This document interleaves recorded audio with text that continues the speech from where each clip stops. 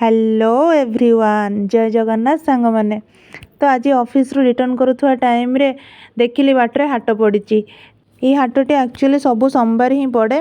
Haat each and every जिनस आपको मिल परिवार ठू आरंभ कर ड्रेस वगैरह इच एंड एव्रीथिंग सब मिल।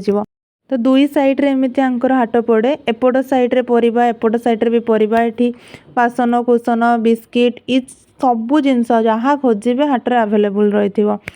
तो मुझे जाए ये आलू देखिली। आलू एक्चुअली आम ओडिशा ठू हैदराबाद रे टिके अधिक रेट। तापर एमती जाऊ जाऊ आंब भी पड़ी। फ्रुट्स सब प्रकार फ्रुट्स भी आवेलेबल रही है।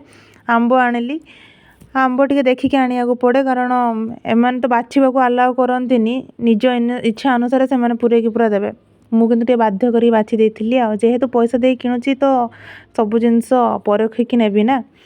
तो बाटरे आसु आसु गोटे जिनस देखु मु तो देखिए पूरा पागल हो गली। ये कौन गोटे माछटा कौन एमती आकाश रे झुली ना कौन?